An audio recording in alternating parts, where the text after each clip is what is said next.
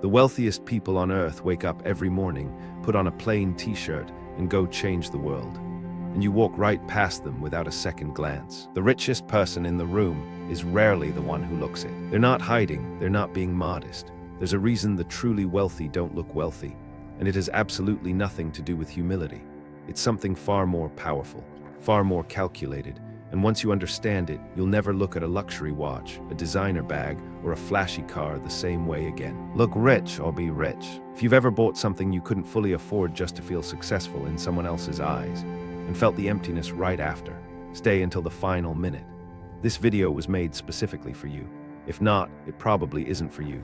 Today, we're uncovering the hidden psychology behind the people who refuse to perform wealth, and why that refusal is the most sophisticated signal of true wealth that exists. You'll understand the psychological threshold that separates the people who have money from the people who need you to think they do. Think about the last time you bought something expensive, not because you needed it, not because it made your life meaningfully better, but because of what it would say about you. We buy things we don't need with money. We don't have to impress people we don't even like. That quote stings because it's accurate.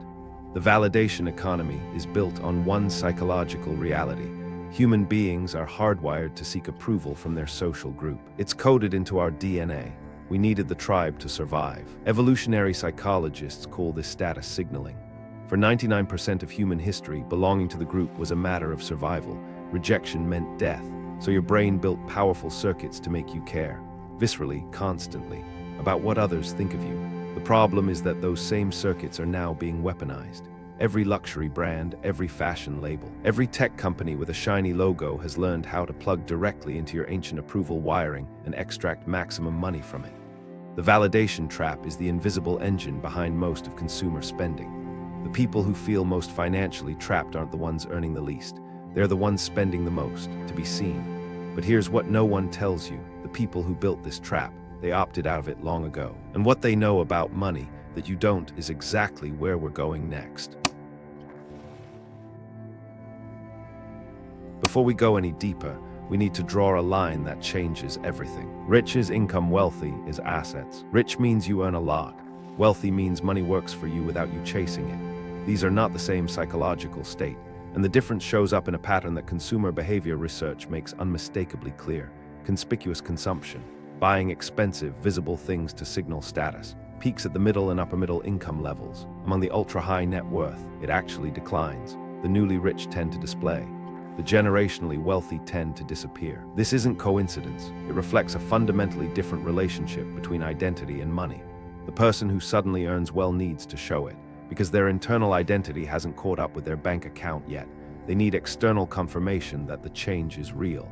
The person who's had real wealth long enough, their internal certainty has replaced the external signal. The need for proof simply fades. This distinction between having money and being wealthy at the identity level is one of the most important things you can understand about how success actually works. If this is already shifting how you see money, hit like and subscribe, because we're just scratching the surface of this. Because the psychology behind how that identity shift happens, and what blocks it in most people, is more unsettling than you'd expect.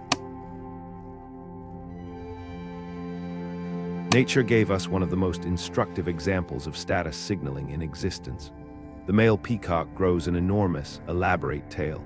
Beautiful, metabolically expensive, wildly impractical, and makes it significantly harder to escape predators.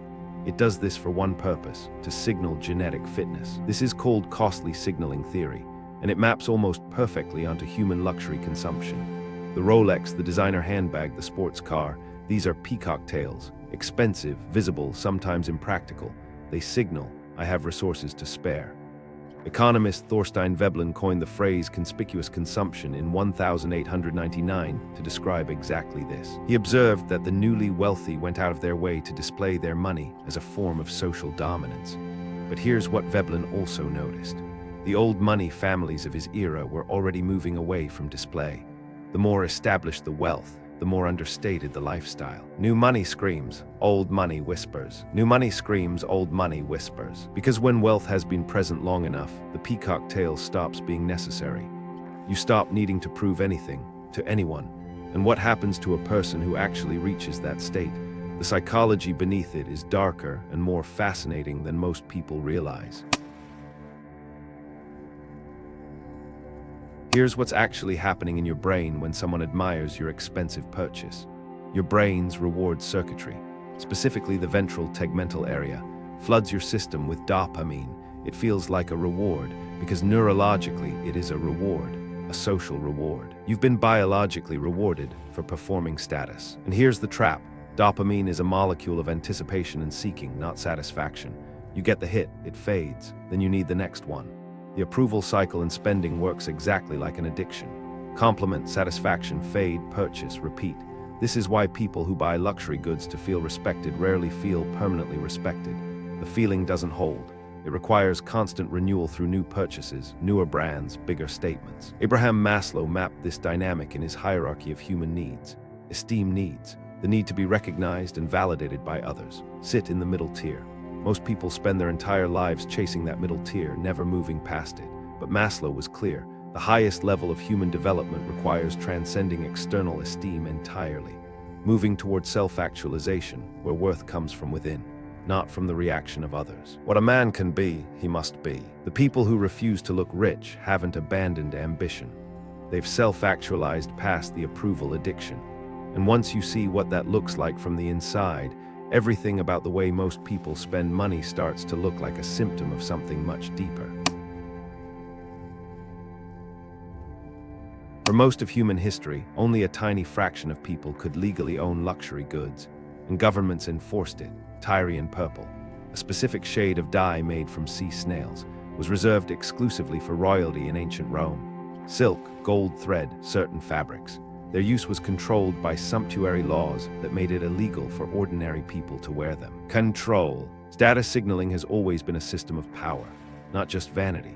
Fast forward to today, and luxury brands have democratized status signaling. They made the peacock tail available to enough people to build trillion-dollar markets on it. But something fascinating happens at the very top of that market. The moment a status symbol becomes too accessible, the ultra-wealthy abandon it. They move to something more exclusive, or they stop signaling altogether. Luxury brands don't sell products, they sell identity and belonging. When a logo becomes too common, it signals aspiration rather than arrival. And the truly wealthy have no interest in signaling aspiration. They want to signal nothing at all. The most exclusive social group in the world has no dress code, no visible markers, no shared logo. Because at that level, the members have no need to signal to each other. They already know exactly who they are, and the psychology of those people, the ones who have genuinely arrived, is unlike anything the consumer economy was built to serve. What lives in that psychology is coming next, and it connects everything. There's a concept that circulates in wealth circles called stealth wealth. It describes the deliberate choice to live and present in a way that conceals your actual net worth from casual observation. The goal is to not look like you have the goal. And this isn't just about security or privacy, though those are real factors. It's rooted in a fundamental shift in how identity is constructed. Old money families have practiced stealth wealth across generations, not out of shame, but because over time, wealth became internal, part of their self-concept in a way that simply doesn't require external confirmation to feel real. Psychology researchers call this an internal locus of identity. Your sense of self isn't dependent on what others observe or react to. You don't need the reaction to know what's true. External validation is psychological debt. Every time you spend energy managing others' perceptions of you, you're paying an invisible tax in attention, anxiety, and actual money. And here's what makes this economically fascinating. The more internal your identity becomes, the more wealth you tend to accumulate, because you stop leaking money into the performance. You stop buying the image and start building the foundation. The stealth wealthy don't just look different from people who perform wealth. They make completely different financial decisions. And the most dramatic illustrations of this principle are hiding in plain sight, in the lives of the most successful people alive today. Study the patterns of the ultra-wealthy, and a picture emerges that most people find genuinely surprising. The richest people alive have made themselves deliberately invisible. Warren Buffett still lives in the same modest Omaha home he purchased in 1958, despite being worth hundreds of billions of dollars. He has described it as the third best investment he ever made, not for financial return, but for what living there kept him away from. the performance of wealth. Mark Zuckerberg wears the same style of gray t-shirt daily and has publicly explained it eliminates trivial decisions that drain mental bandwidth. Ingvar Kamprad, who built IKEA into a global empire, flew economy class and drove an aging Volvo for most of his adult life. The pattern repeats across the genuinely wealthy. 1. External validation became structurally irrelevant. 2. Internal certainty replaced the need for signals. 3. Energy shifted from performance to creation. These aren't performances of humility. These are people who reached a psychological state where your perception of their wealth simply stopped registering as meaningful data. Research on what psychologists call secure self-concept, a stable identity that doesn't require external validation, consistently shows its correlation with both greater well-being and greater long-term wealth accumulation. The invisible rich aren't hiding. They've transcended the need to be seen. And that distinction explains everything this video promised to reveal. But the most uncomfortable implication of all this, we haven't gotten there yet. So how do you actually get there? How do you move from approval-dependent to approval-free? Because this isn't about faking minimalism or performing a different kind of identity. Performed simplicity is just the same trap wearing a different costume. Authentic wealth starts inside. The first shift is awareness. The next time you consider a significant purchase, ask honestly, am I buying this because it genuinely improves my life, or because of how it will be perceived? That question alone, asked consistently, begins to interrupt the automatic loop. It doesn't eliminate the impulse. It creates a pause where a choice can exist. True wealth whispers, insecurity screams. Second shift is changing your scoreboard. Stop measuring success by what others can see. Start measuring it by what only you know. Your savings rate, your investment growth, your net worth trajectory. These numbers are invisible to almost everyone around you, and that invisibility is precisely the point. The third shift is identity anchoring. Build your sense of self on things that can't be taken away or displayed on the surface. Skills, depth of knowledge, quality of relationships. Character under pressure. Your net worth eventually becomes a reflection of your self-worth. These aren't just philosophical suggestions, they're financially practical. Every dollar not spent performing wealth is a dollar available for building it. But there's a deeper level to this entire conversation. A threshold that, once crossed, changes your psychology permanently. And what happens at that threshold is the most important thing I'm about to tell you. This is the moment where everything we've discussed lands. Transcendence. The reason the truly wealthy don't need to look rich isn't discipline. It isn't a lifestyle philosophy. It isn't even humility. It's a psychological state that emerges when you've built enough real security that the approval of others becomes genuinely, structurally irrelevant to your sense of self. They stopped needing you to see it, and that is the real wealth. This is the open loop from the beginning of this video. The answer to why the wealthiest people on earth put on a plain t-shirt and go change the world without needing anyone to notice.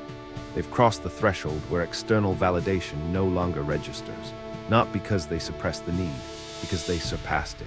Their identity no longer requires your assessment to remain stable. The greatest prison people live in is the fear of what other people think. And here is the most disturbing implication of everything we've covered if you are performing wealth.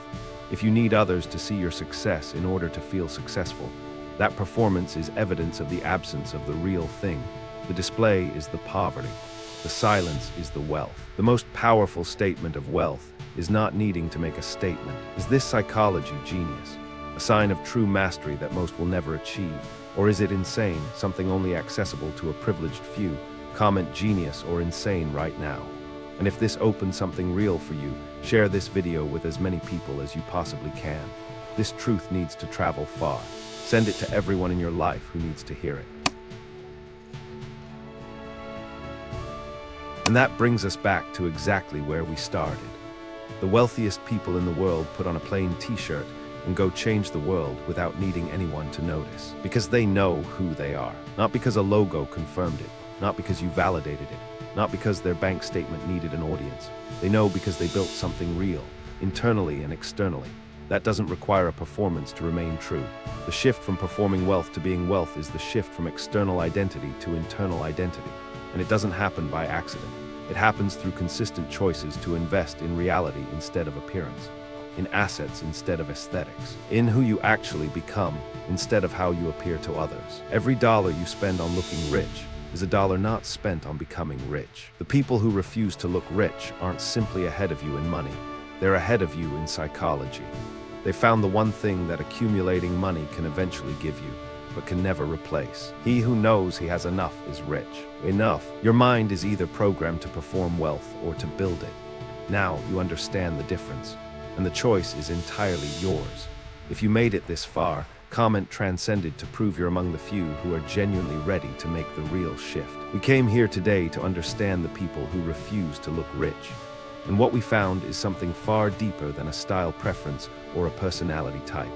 We found the architecture of genuine psychological freedom. The performance is the poverty. The person performing wealth is still seeking something they haven't found inside themselves. The person who has stopped performing has already found it. The hidden psychology isn't complicated, it's confronting, because it forces an honest question. Am I building wealth or building the appearance of it? Am I investing in assets or in others' perceptions of me? Am I becoming financially secure or just performing security? The silence of the truly wealthy is not emptiness, it is arrival. The people who refuse to look rich have changed games entirely. They're playing a different sport, one where the scoreboard is invisible, the victory is internal, and the only judge is the compounding of real decisions over real time. And now you know how that game is played. Comment transcended if something in this video shifted how you see yourself and money. Your mind is either programmed for wealth or poverty. Now you know how to reprogram it.